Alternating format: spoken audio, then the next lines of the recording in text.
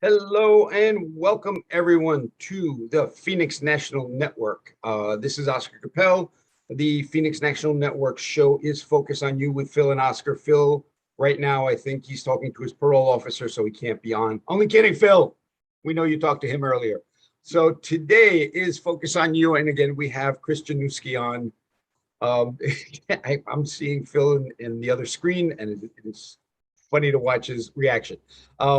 Chris Januski here from the Wasiczko Agency, speaking about insurance and the importance of insurance. This is the third of our series, and Chris is going to be speaking about churches and nonprofits on this show. So Chris, take it away. All right, thanks for the intro, Oscar. Quick little background, I'm at the Wasiczko Agency. We are in Yonkers, New York, licensed in New York, New Jersey, and Connecticut. Family owned and operated, started in 1963. So here for all your property and casualty needs, so personal and commercial insurance. All right, like Oscar said, they invited me today. Truly honored to be here to talk about churches and nonprofits. All right, so thanks for having me, Oscar and Phil. So you're going to be doing a presentation, or just going to be live? This will just be live, just a discussion. Oh, cool. Okay. All right. Take it away. I will sit back and ask questions later as I jot them down while you're doing your presentation. All right, perfect. All right, so property and casualty insurance, as the title implies, there's two aspects to it. The property being everything you own, and then casualty is another word for liability. Casualty is when something goes wrong, and then the liability insurance covers you if you are liable for whatever happens. So think of a lawsuit, that's where your liability insurance comes in. So we're talking today about churches, and I'm going to start out with if you own the building. So this is a church that doesn't necessarily rent, but they own the building. They need to insure that building properly so that if there were something that happened and worst type of loss, there would be fire, it burned completely to the ground. Make sure that you're insured properly and that the building is reconstructed to what it was previously. All right. So the building, right? Churches are unique because sometimes you have a really old building that you really can't put a valuation to. If you rebuilt it in today's market with today's materials, it's not going to be the same as if it was 100 years ago with those stained glass windows. So it's trying to make sure that it's properly insured. It's a little unique compared to if you're just a regular building or a home. So when we sit down and discuss the building, it really goes in depth and need to learn what you have and how the building is constructed. The insurance company needs this to make sure that you're being charged appropriately for what you have, not being overcharged, but at the same time, not being undercharged. All right, so the building is one aspect of it. Then you got to also look at all the personal property that the church owns. This goes for somebody that rents or owns a building. Everything within the building, your property policy or the business owner's policy for the church would cover all the things that you own. So this is think of anything that the church owns, all the computers, all the stuff that you've brought in. There's a couple things that, again, churches are unique. Fine arts and stained glass, sometimes you can't put an actual value to it. So what the insurance company will work with the client and actually have an agreed value. Instead of saying, oh, to replace it, it would cost X amount, when X amount would not necessarily replace it. So they'll agree on a value that would, the amount that would be paid out if it were lost to some type of loss. Got any questions at this point, Oscar? I see. No, I'm writing down church owners rebuild and personal property, computers, fine art, and stained glass at an agreed value. Right. So when we're talking about everything else, like think about all the office equipment, all of the stuff that the church owns. If the church brought in, if they are renting, but they brought in their own pews, right? That's property that the church owns. If there's an altar, if there's any type of podiums, all of those things, worst case scenario loss, you're looking at a fire as if you lost everything. You need to make sure that the policy covers everything that you own to make sure that, you're bringing back to what you were pre-loss condition. So property coverage, that's what we cover. But now, if I were to review a policy, it gets really, I would need to know everything in the building, because the insurance company wants to know everything in the building. For instance, is there a smoke alarm? Is it centrally monitored? Does it report directly to the fire department? With that, is the building sprinklered? Are candles allowed to be burned in the church? Is there a commercial kitchen? And if there is a kitchen, does it have the proper exhaust for a grease fire? All these things, we really need to get inside the building, do a walkthrough, and make sure that all of these safeguards are in place. Because a lot of companies, if you don't have some of these things, they won't even write the insurance for you. So in regards to the property aspect, that sums it up pretty much. Now, there is a difference between replacement cost and actual cash value. We talked about this before, and this is all property policies. So actual cash value means that they would replace it, but they would also account for depreciation. So let's talk about office furniture, right? You have that desk that you bought for an example of $500, but you've owned it now for 10 years and it's not really worth $500 anymore because of depreciation. The insurance company says it's really valued about $300. So to replace it, they would give you $300. Now you can have the policy written so that it does cover replacement costs. It'll buy something or replace something in a like new condition. It does not account for depreciation. So that $500 desk, if you need to replace it, you would be able to get that $500 desk again. So we're looking at replacing it, and again, you have inflation, you have everything else. So that $500 desk is worth $300. But if they give you $300, a $300 desk in today's market is, something you build with 3 sticks. So right. That's not exactly. So you want to replace what you lost with something similar. So for that, you need to do the replace, not the depreciation part. Correct. So you want replacement cost, not actual cash value. Got it. Right. So that's the on the property and casualty aspect. So that's half of it, right? The property aspect of it. Now we look at casualty, so liability insurance, and this is going to cover. A lot of people think liability. Oh, somebody slipped and fell or got hurt, and they're suing me. And yes, it does cover that. But when you're looking at churches and nonprofits, there's a lot of other things that are exposures or things that a typical business does not involve themselves in. So the church you can get coverage for it. The church just wants, or the insurance company wants to make sure they understand what you're doing. So I got a list of some of the things here that nonprofits and churches cover that are outside of, what you would think of a typical policy. So some churches offer daycare, and now some are just not for children, but also for adults. So is the church licensed and registered to be able to have that type of daycare?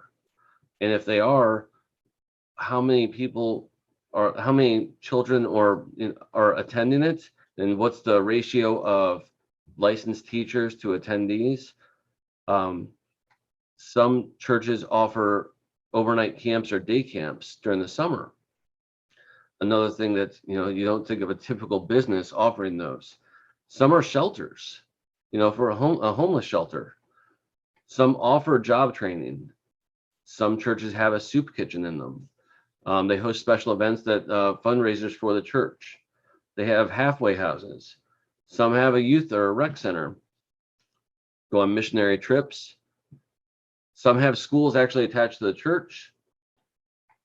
So those are things that the insurance company can definitely cover you for, but it's one of those things that they need to know prior to something happening if you are involved in any of these activities.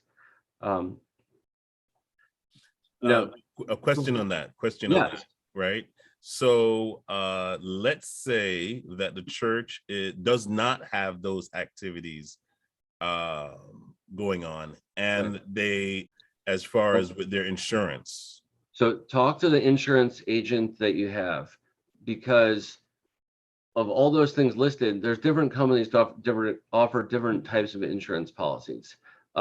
Some church insurance is meant specifically for a storefront. They meet once a week, and that's the way the policy is written. And they're not going to cover a lot of those other activities, but the policy was never intended to cover any of those.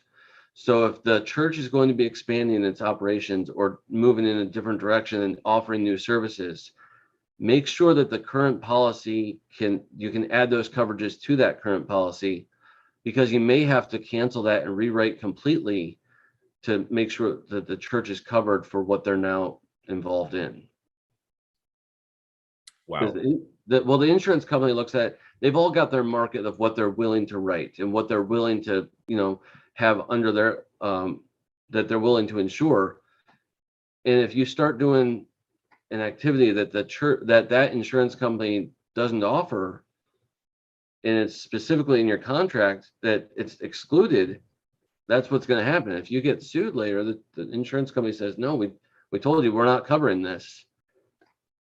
So any activity involving people and or special events, you need to report that to your insurance company. I would at least have a conversation with your agent to see if it's covered. And now if it's, let's say you're hosting a special event that the policy doesn't cover, there are policies, you can get a special policy to cover that event. So it's a 1-day event, typically it's a 3-day policy. You'll have a policy for the day before and the day after and the day of the event. There's ways we can get you coverage for what you're doing and potentially keep the same policy that's in place and just write something separate for what the event that you're hosting. Or it's possible that the policy you have covers the events, and we'll just say, you know what, you're already covered, go ahead and enjoy. And that's the real important part about having a live agent that knows you, knows your policy, and knows what you need, as opposed to the 1-800 write some sort of policy that will cover most things, but usually not the one thing that you need covered. Right. So the importance, what do we say, Phil, all the time? Hire the experts, save yourself money. And in this case, money in the long run if you get sued and you're not covered. Right. And specifically being covered, right? So liability insurance provides you a legal defense. Along with the let's say it's the amount that they pay out if you are held liable, they're going to cover you in regards to the legal defense, your court costs. Those can add up, even if the claim is completely thrown out and you're found not liable. If you have to pay those legal fees on your own, that could easily bankrupt, because it could stretch out for years potentially, depending on what you're looking at. And that goes into a couple other things that churches have to look at specifically. So when being held liable, hold on one second, let me check my notes here. All right, so counseling, right? So this is specific to churches, but having this professional counseling liability insurance, is the pastor do they have a degree in pastoral counseling? But then there's things that they may not even consider it counseling, but they're talking to somebody in the congregation about either crimes or drugs and alcohol, marriage or pregnancy, or just religious discussion, where the pastor might not think, well, I'm giving them counseling, but the parishioner is hearing those words coming out of the pastor's mouth, and they're saying, well, he's telling me, he's giving me this advice. This is counseling in their eyes. So if you don't have this coverage and you're a pastor, just giving advice or recommendations or having that discussion, you hold that authority being the pastor, where this is something that you want to make sure the policy covers. Because if somebody deems that they got advice from you and it didn't work out the right way, and then they sue you later for it, this is the policy that would cover. So basically, if somebody can decide to sue you just over giving them advice because of your position. In a nutshell, because of the, yeah, potentially, because I mean, because the role that the pastor holds, yes, that somebody could, I don't know what the outcome could be, but somebody could sue you because as a pastor, I heard this and then I did this and it didn't work out the way I expected or what he intended. So I would not have done this if he or she had not given this advice in the first place. Got it. Wow. Okay, so you do need insurance for that. Right. Wow. Okay. That's it. I mean, how long is that? That's incredible. Right. Yeah. I mean, it's the responsibility that you have as a leader, as a pastor, and they have a lot of influence. Their words hold weight. So you need insurance, because if somebody misconstrues what you said and heard something else and then acts on it, and it comes back to, well, they told me to do this, this policy can provide that legal defense for you. Tell us more. Yeah. Shifting gears also with the liability of churches, a lot of times churches have volunteers, right? They're not going to pay somebody to do the work at the church. Somebody's going to volunteer and come in.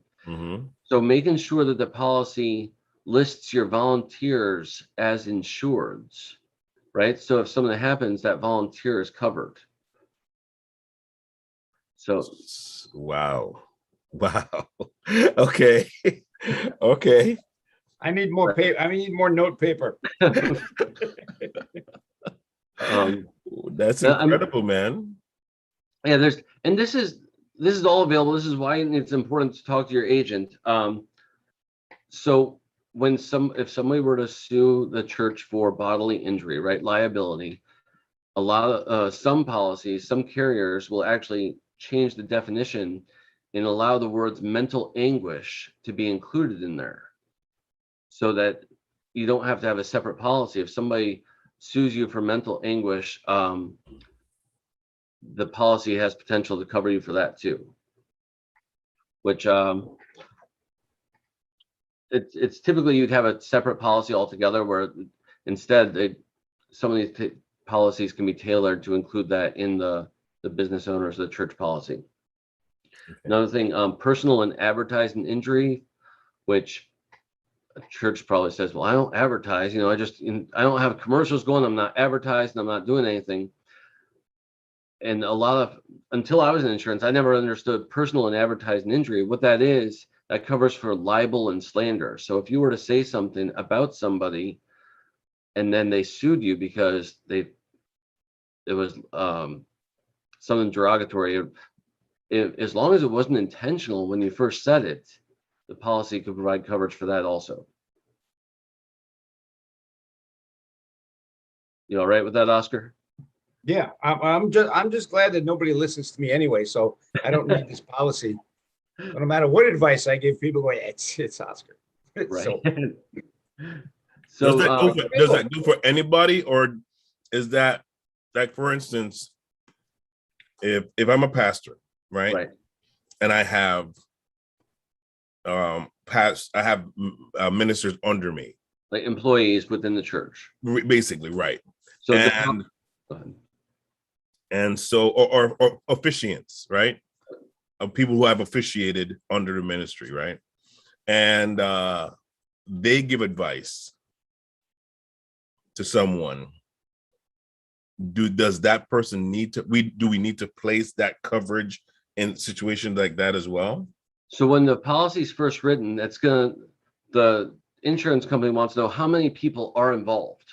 As long as you're documenting it properly in the first place, you're not saying, well, there's one pastor and he does everything, and then we find out later, well, there's actually 5 other people that are doing all the work. The pastor just oversees it. As long as it's documented properly in the first place, and that he has people, or he or she has people working underneath them or volunteering, then they would be covered as members. Got you. Again, it's all about documenting in the first place. If something happens after the fact and they find out that maybe it wasn't completely honest or something was left out of the application, the insurance company, depending on how severe it is, may be able to cancel the policy or deny a claim.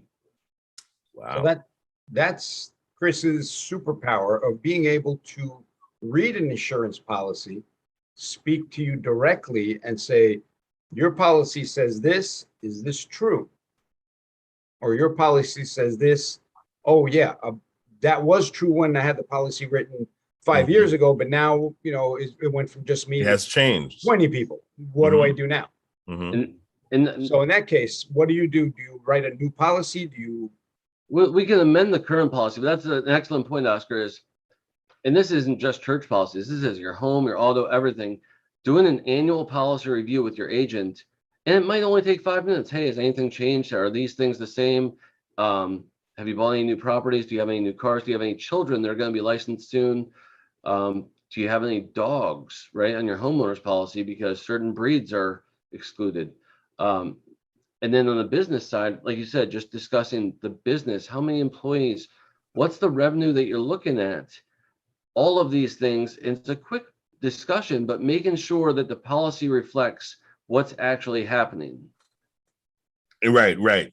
Whether it be now or potentially, and as things change, right. as things change, that's what I'm getting from what you're saying is basically right. As things change, I must adjust. I must inform my insurance company to make sure that I have the coverage for those kinds of things.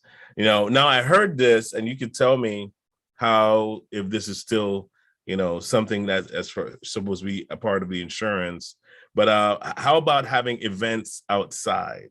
Like, let's say you have a church picnic. Right. Do you need insurance for that as well? Do you need to make sure your insurance company knows about that? No, I would talk to your agent to make sure that it falls under the current policy. If it's a church picnic on church grounds, and alcohol is not being served, there's potential for it to be covered under the current policy. Once you start, if it's off church grounds, or if it's have a certain limit, like if it's over 500 or over 1,000 people expected, then they want you to get either add that specifically on. We'll add this on your policy for these days for that picnic, or like I was saying, get a separate special event policy for that picnic.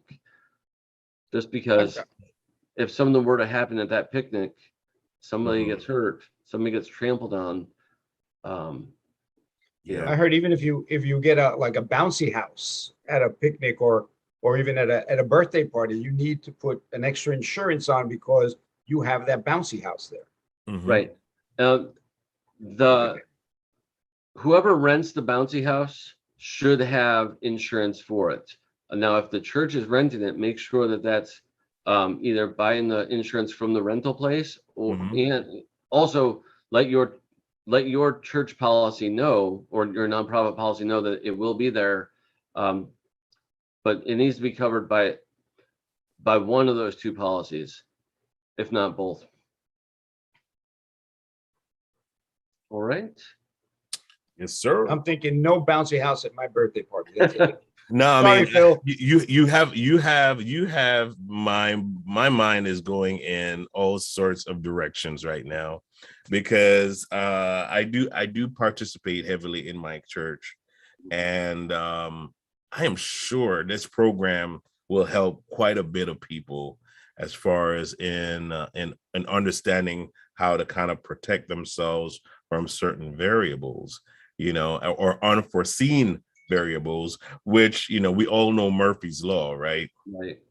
And Well, here you're talking about unforeseen for us, but Chris knows from years of experience, this and this and this and this need to be in place. Mm-hmm. And you're like, oh, I didn't know that.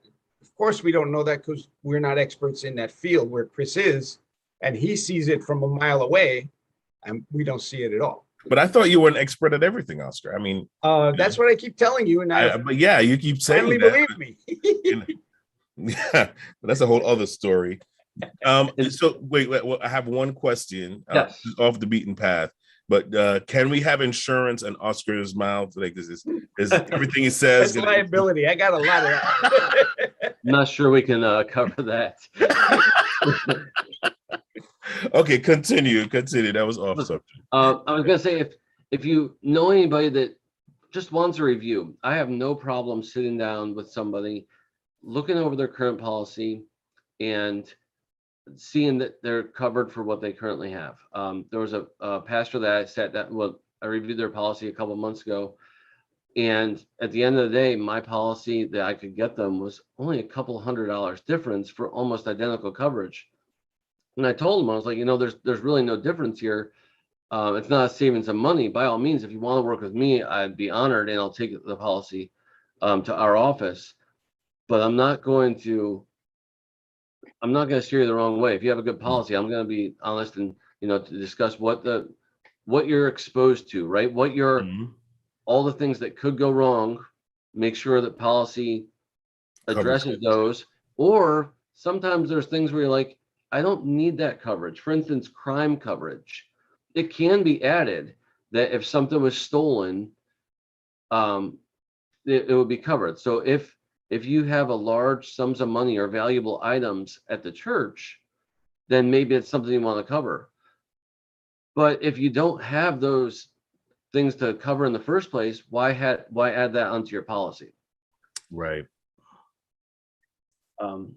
That makes total sense. While we're talking about add-ons to policies, a lot of churches don't actually own their own vehicles, right? They either rent them or somebody uses their personal vehicles to run errands for the church. Mm-hmm. So, and nonprofits also. So one of the things that can be done, it's called hired and non-owned auto coverage, is added on to this the property and liability policy. Mm-hmm. What this does is provides liability insurance. Basically, if somebody is driving and they get in an accident and they're doing it on behalf of the church or nonprofit at the time, and they're at fault, and somebody were to sue the church or nonprofit then because it was on their hour, right? They're working for they're volunteering for them. Your business owner's policy could cover that auto. Got it. Wow. The moving part. Right. Yeah, unforeseen, because sometimes you don't know the background of the person. I mean, the good intentions, they go a long way, right? And so sometimes, for the most part, you have a lot of people that would volunteer and they have great intentions, and everybody's kind of like happy when it happens. But again, sometimes things happen and now it becomes mucky, right? A liability where, like you said, like they get in a car accident, they're doing something for the church, lines get kind of blurry as to, well, who said what and when, and, is this covered? Is it not covered? If it's not covered, then it's a lawsuit, and then you're going into court, and I didn't want to, but now I'm injured and I can't, things are happening to my body and I can't control this twitch that I keep getting, and you see them wheeled in the courthouse with on a wheelchair and a brace on their neck. And that's a whole gamut of things that could happen. And especially if you're not properly registered. Right. Talk about that if you can. Being, what do you mean registered as a driver? Yeah, exactly. Right. Like let's say the driver that volunteered is driving without insurance. Depends on what state they're in. I mean, it's possible somebody's, you're right. It's possible that somebody's licensed and they don't have their own personal insurance because they own a car, but they have a driver's license, right? There's possibility for the church's policy to then cover the liability for that. Okay. So, and like I was talking about quickly before, but so there's different policies for different types of churches, right? So there's, the small storefront church that meets once a week. There's a large church that has hundreds of parishioners and everything in between. Now, what's great about our agency is we're independent, being that I'm not tied down to one carrier, stuck to one type of policy. Being independent, I shop for you. So I have access to all these different carriers that write insurance specifically for that. Instead of just one church company that writes this one church policy, I've got 4 or 5 carriers that address all these different types of churches to make sure that the policy fits your needs. Wow, that's interesting. So you have like a buffet. Yeah, exactly. Yeah. Okay. Rather than you go to a restaurant and all they serve is steak, and so you have a big steak or a little steak. But you're getting steak. You're getting steak. No, we only have cows in the back, Right. So, but you offer more of a variety there, and that's really depending on the type of church you have. That's very interesting. Right. So, it's not cookie cutter. Once you get into commercial insurance and these nonprofits and church policies, nothing's cookie cutter. Nothing's standardized, and you want to be able to tailor that policy to fit that church's or nonprofit specific needs. And that's what we're able to do by shopping for the right coverage at the best price for you. What if a church has different locations? You can have multiple locations on one policy.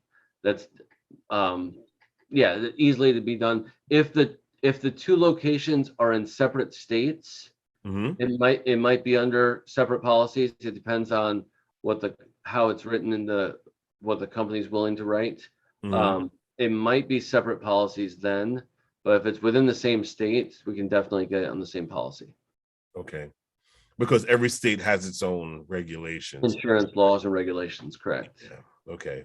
All right. Awesome. Continue. We have anything? Go ahead. I don't want to stop your flow. Sure. I think this basically that covers everything. The one added feature of being able to shop around is that some commercial insurance requires the payment all at once. You pay, it's like, let's say the policy starts September 1st, that check is due September 1st. Where with working with different companies, a lot of them have payment plans, either financing available or actual payment plans through the company itself. So, if you're not looking at that one lump sum once a year, you might be able to spread it out to a monthly or quarterly payment. Got it. And that's also beneficial for the church that's on a budget. Yeah, exactly. Because sometimes a policy, if you're hitting 5 or 6 figures, that's a big chunk of change at one time. Where if you can spread that out, definitely makes things a little easier on everybody watching the purse for the church. That's wonderful, man. That's wonderful. Oscar, you have any? Are you frozen? Oh no! I'm actually thinking, and it's not. My brain's not used to that. So it looks like you were meditating. You're meditating for a second. I'm also looking to see how this translates to personal policies, and I can see where your personal policy changes year to year. Like you said, you have a kid, now you have a trampoline in the house, or now you have a kid with a trampoline and then they want a dog. So every year, talk to Chris and say, hey, we just added this. Is this going to change my policy at all? So, or you did in addition to the house, you had a renovation, upgraded the entire kitchen now, and you went with all stainless steel appliances and granite countertops. That increased the value of your home. Also increased the value of everything you purchase. That stainless steel refrigerator is now a lot more expensive than than the GE one you had with the handle. Right. So, right. Just having that annual discussion about just, we've got a checklist of things I can go through to see if there's been any changes, and just make sure that the policy is covering your specific needs. If nothing's changed, a quick call. If it has, all right, let's address it. So let me get my policy together and send it over to you so you can use your magic powers to read through everything. And I know I went from a one agency that did just, one type of a carrier. Then I went to someone that was like a broker that can do, and got a really good discount. So let's see if we can get an even better discount. Sounds wonderful. Thank you very much. Very And much so. on that note, I just want to talk real quick, Oscar. It's not always about the premium. And what I mean by that is the one time you care about having an insurance agent is when there's a claim. Right? That's at the end of the day, that's all you really care is when something goes wrong, is that agent and that company going to be there for you? Right. Bottom line. Sometimes the policy that costs a little more has a lot better service. Got you. So the saying is, you get what you pay for. When things go wrong, you want that carrier and that agent that are going to be there to hold your hand, reassure you, let you know everything's going to be okay. That's why we have this policy in place. That's why we had this long discussion in the first place. For when things happen, we've got you covered. Yeah.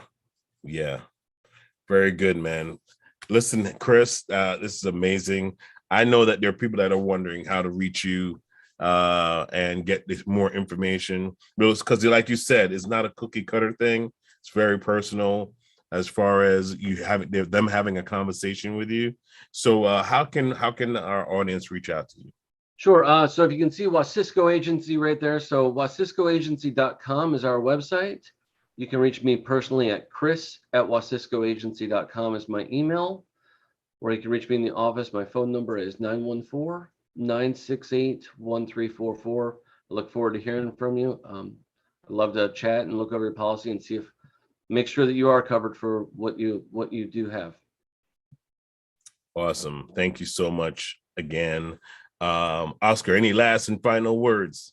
It's been a pleasure being with you guys again, and being on this side of the camera makes me much happier than yesterday being on the other side of the camera. So Chris did a great job. Thank you again for inviting me on. I appreciate it, gentlemen. Yeah, man, it's always great having you, man. That's you have a ton of information.